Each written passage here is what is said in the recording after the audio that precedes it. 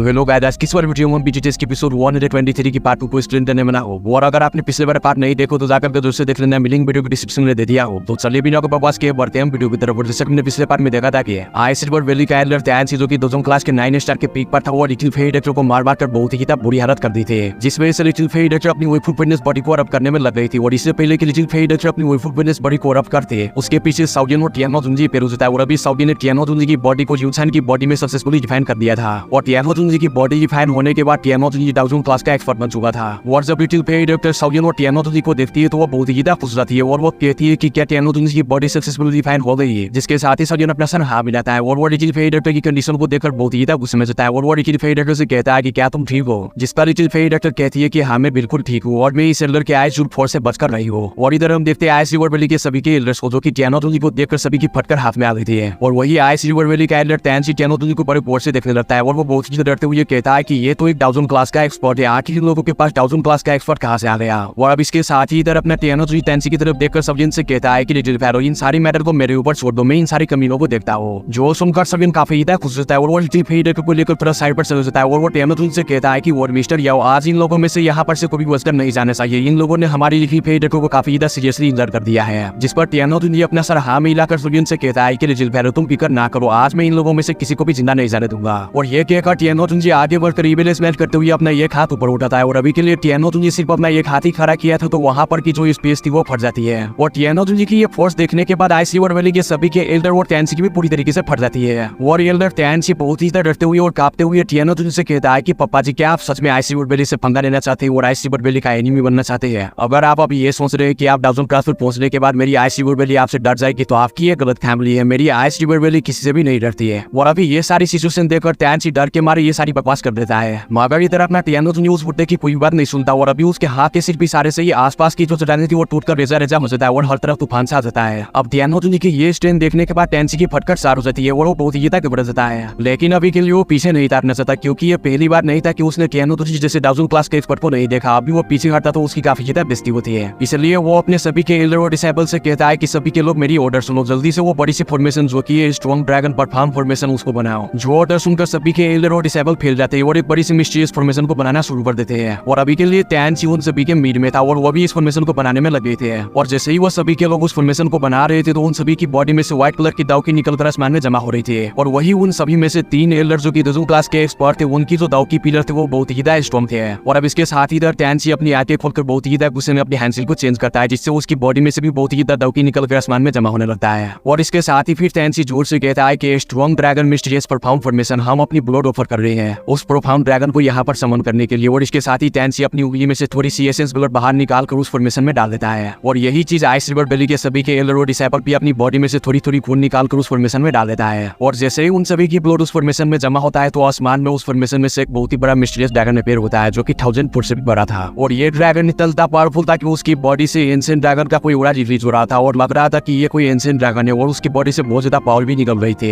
लेकिन इधर त्यानसी और बाकी के एल्डर और डिसेबल की हालत बहुत ही ज्यादा खराब हो चुकी थी इस बड़ी सी फॉर्मेशन को बनाने के बाद, क्योंकि ये बहुत ही ज्यादा एडजस्ट कर देने वाली चीज थी। और इधर टियानो जुंजी जो कि केजीएफ के रॉकी बाय बने हुए थे वो इस ड्रैगन को बड़े आराम से देख रहे थे और अभी वो थोड़ा बहुत सरप्राइज भी थे। और इसके साथ ही वो कहता है कि आइस रिवर वैली के लोगों ने मिलकर अपनी दाव की और ब्लड से ड्रैगन समन किया है, जिसको कि कोई भी आम से 2 क्लास का पीक एक्सपर्ट नहीं बना सकता, जो कि ये त्यानसी बना दिया है। और अब इसके साथ ही इधर त्यानसी टियानो जुंजी की तरफ देखकर उसे आखिरी बार वार्न करते हुए कहता है कि फ्रेंड, अगर अभी भी आप इस फाइट से पीछे हट जाते हैं तो मेरी आइस रिवर वैली आपको वीआईपी के तौर पर ही देखेंगे। जिस पर टियानो जुंजी आगे से ईबेल स्मेल करते हुए उसे कहता है कि बुड्ढे कहे कि तुम मुझसे मजाक कर रहे हो क्या? जो सुनकर त्यानसी बहुत ही गुस्से में जाता है और वो कहता है कि अब यहाँ पर जो भी होगा इसके जिम्मेदार तुम खुद होगे, बुड्ढे कहे के। और ये कहकर वो अपनी दावकी से उस ड्रैगन को और भी ज्यादा पावर देकर टियानो जुंजी पर अटैक करने का ऑर्डर दे देता है, जिसके साथ ही वो ड्रैगन बहुत ही ज्यादा स्पीड से अपनी मुख खोले टियानो जुंजी पर अटैक करने के लिए आगे बढ़ जाता है। और इधर अपना टियानो जुंजी बड़े आराम से अपनी जगह पर खड़ा था और उसे इसके स्ट्रेंथ और उसकी पावर से घंटा भी फर्क नहीं पड़ता। वो बड़े आराम से अपनी सामने मौजूद स्पेस को फाड़ देते और उसे थोड़ा क्रैक करके अपनी मुट्ठी बीस लेता है। और जो ड्रैगन के आसपास जो स्पेस थी वो स्पेस उस ड्रैगन को बिल्कुल यूनिवर्सल लेता है, यानी कि उसे पकड़ लेता है। और इसके साथ ही टियानो जुंजी अपने हाथ को रगड़कर किसी स्पेशलिस्ट का यूज करके उस ड्रैगन को पकड़े हुए स्पेस को तंग करने लगता है, जिससे वो ड्रैगन चीखने चिल्लाने लगता है। जो देखकर आइस रिवर वैली के सभी के एल्डर और डिसेबल की पूरी तरीके से फटकर हाथ में आ गई थी। और अब इधर टियानो जुंजी थोड़ी देर के बाद अपनी मुट्ठी दोबारा बीसता है, जिससे उस ड्रैगन की पीछे वाली बॉडी पूरी तरीके से डिस्ट्रॉय हो जाती है और उसका सर टियानो जुंजी के सामने आकर गिरता है। जो देखकर टियानो जुंजी आगे बढ़कर उस ड्रैगन की सर पर सिर्फ अपना हाथ ही रखकर उस ड्रैगन की सर को फोड़कर चूरा चूरा कर देता है। और जैसे जैसे ही वो ड्रैगन पूरी तरीके से डिस्ट्रीब्यूट होता है तो आइस रिवर वैली के सभी के एल्डर और डिसाइपल और टैंसी बहुत ही फोन का उठिया करते हुए काफी पीछे जाकर गिरता है। और अभी टियानोजुनी की इस स्टेन को देखकर सभी की फटकर हाथ में आ गई थी और वो सभी पूरी तरीके से डर चुके थे। और वही टैंसी अभी इतना ज्यादा सीरियसली इंजर्ड हो चुका था कि वो अपने आप को संभाल भी नहीं पा रहा। और वही इधर आइस रिवर वैली के बाकी के लाइट डिसाइपल सर केवल जमीन पर गिरकर मारे भी जा चुके थे और उनमें जो बाकी के एल्डर थे वो मरते मरते बचे थे और बड़ी मुश्किल से खड़ा हो पा रहे थे क्योंकि उन सभी की बॉडी में से सारी की सारी दाव की एग्जॉस्ट हो चुकी थी। और अब इधर हम देखते हैं टैंसी को जो कि अपनी छड़ी के जरिए बड़ी मुश्किल से खड़ा होते हुए कह रहा था कि लेकिन इसके स्पेशल स्ट्रेंथ पर कंट्रोल बहुत ही इनक्रेडिबल लेवल तक बढ़ चुका है। मुझे नहीं लगता कि ये नया डाउजन क्लास का एक्सपर्ट है, ये कोई बहुत ही पुराना वर्ल्ड मैंने है। और इसके साथ ही फिर टैंसी जमीन पर अपने डिसाइपल की लाशें देखता है और कहता है कि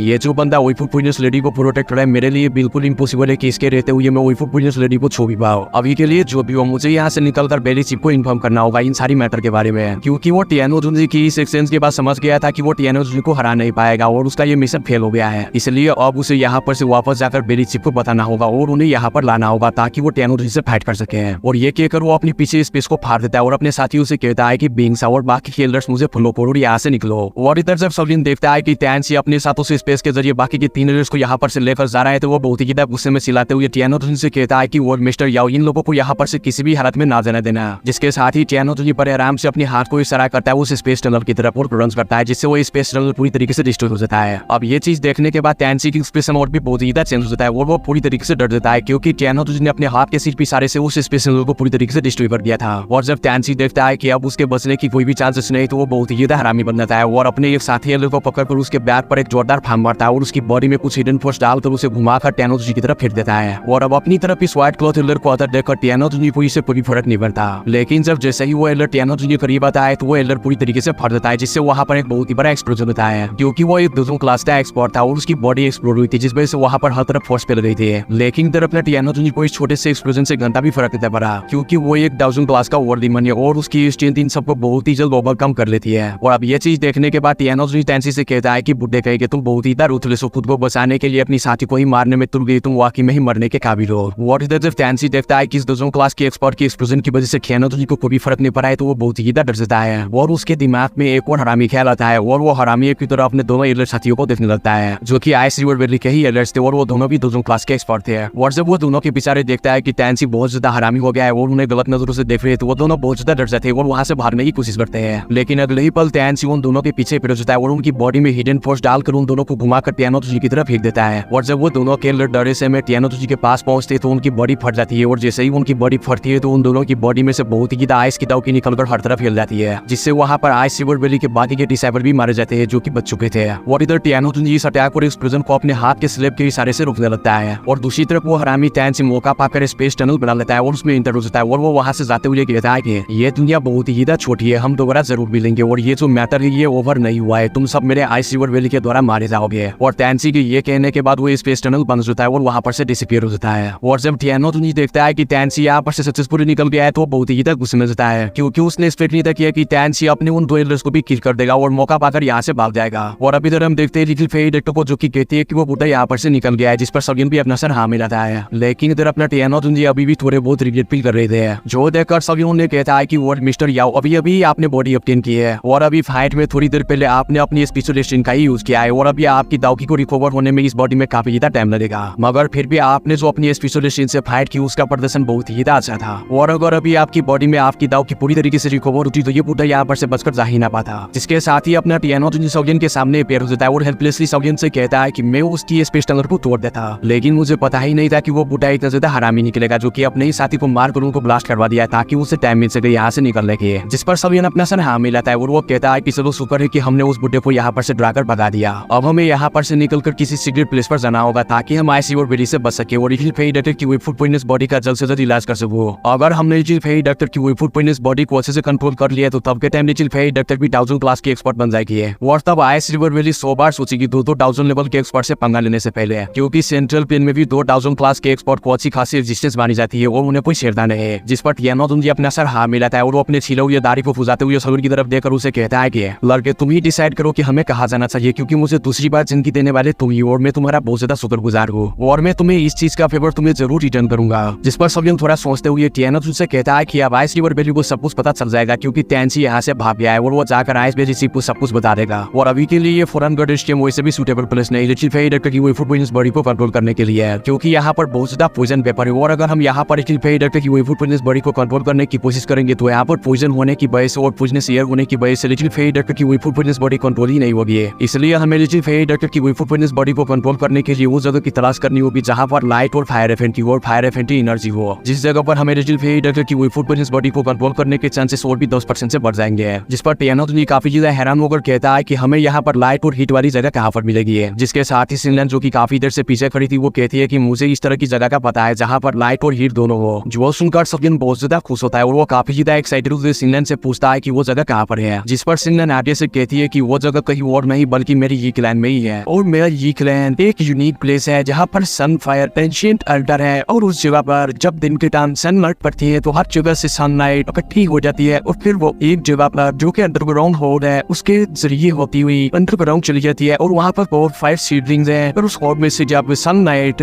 उन सीडलिंग्स पर पड़ते हैं तो तब जाकर मेरे यी क्लैन में सन फ्लेम प्रोड्यूस होती है। तो मेरे क्लैन की ये सन फ्लेम हेवनली फ्लेम तो नहीं लेकिन ये बाकी की बेस्ट फ्लेम से काफी ज्यादा पावरफुल है। और मेरे क्लैन के कुछ एंसेस्टर ऐसे भी थे जिन्होंने इस सन फ्लेम को भरो भर के बहुत सारी पिल की रिफाइनमेंट्स की थी। और ये जो सन फ्लेम है ये ज्यादा देर तक नहीं टिकती। मानो कि किसी कागज को आग लगाओ, जब वो कागज खत्म हो जाए तो वो आग भी खत्म हो जाती है। बिल्कुल ये सन फ्लेम वैसी ही है। और अभी के लिए ये सिटी में और भी बहुत सारी फैक्शन है जो कि हमारी इस ये सिटी की सन फ्लेम के पीछे है, जो कि हमारा प्लान ऑन करता है। जिसके साथ ही शाओजिन थोड़ा हैरान होते हुए कहते हैं कि ये सन फ्लेम इसकी बर्थ बिल्कुल वैसी होती है जैसे कि हेवनली फ्लेम की होती है, लेकिन अभी के लिए इस ये क्लैन के पास काफी बड़ा ट्रेजर है जो कि मैं देखना चाहूंगा। और इसके साथ ही शाओजिन को ये क्लैन में हुए उस मैटर को याद आ जाती है जिसमें शाओजिन ने उनके एड्रेस को दिया था और शिनलन को वहां से लेकर आ गया था। तो पिछले शाओजिन ये सब सोचकर कहते हैं कि तुमने अभी भी कहा कि वो सनफायर एंशिएंट अल्टर पिछले तुम्हारे ये क्लैन में है, तो क्या तुम्हारा वो ये क्लैन उस सनफायर को बाहर निकाल दे देगा या मेरे हमला करेगा? तो कभी के लिए शाओजिन को डाउट था और इस चीज को देखते हुए शिनलन सोचते कि अभी के लिए लगता है कि ब्रदर शाओजिन पर मेरे फ्रेंड का सेलिब्रेशन नहीं था या पहली मुलाकात में, लेकिन अभी के लिए वो जल्दी से आगे से खुश होते हुए बोलते हैं कि बिग ब्रदर शाओजिन जब आप पहली बार मेरे क्लैन में आए थे तो मेरे एल्डर्स ने आपको ऑफेंड किया था क्योंकि वो आपकी आइडेंटिटी को जानते नहीं थे। अब जैसे कि वो आपको जानते हैं तो जब दोबारा आप मेरे क्लैन में आओगे तो वो आपको ऑफेंड नहीं करेंगे, वो तो आपकी बहुत ज्यादा रिस्पेक्ट करेंगे। और अभी की शिनलन इस चीज को इस तरह से देखती थी क्योंकि अभी के लिए उनका ये क्लैन डिक्लाइन कर दिया गया था पिल टावर से और उसके ग्रैंडफादर टायर लेवल 7 के अल्केमिस्ट थे जो कि इनफ नहीं था पिल टावर में और इसलिए उनको एल्डर की सीट से हटा दिया गया था। अब इसके साथ ही शिनलन चाहती थी कि अगर वो एल्डर की सीट को वापस करना चाहते हैं तो उनको क्लैन के बाहर से किसी की हेल्प चाहिए होगी। और अभी शाओजिन इस चीज के लिए बेस्ट ऑप्शन था क्योंकि इतनी सी एज में वो टायर लेवल 7 का अल्केमिस्ट बन गए और आने वाले टाइम में हो सकता है कि वो इससे भी ज्यादा हाई अचीवमेंट्स को हासिल करे। और उनके राइवल काउ क्लैन में जो कि 100 साल बाद एक जीनियस पैदा होता है, शाओजिन उस जीनियस से भी कहीं ज्यादा जीनियस था। और इधर से शाओजिन भी शिनलन की बातें सुनकर थोड़ा बातें समझते हैं और अभी वो कहते हैं कि होपफुली अभी करिए उस जगह पर जाकर मैं लिटिल फेरी डॉक्टर की वर्चुअल पर्सनल बॉडी को कंट्रोल कर पाऊंगा और तब उसके बाद मैं तुम्हारे अकाउंट पर तुम्हारे जी क्लैन की हेल्प करूंगा और अपनी पूरी कोशिश करूंगा उनको एड्रेस शीट वापस दिलवाने के लिए। जिसके साथ ही शिनलन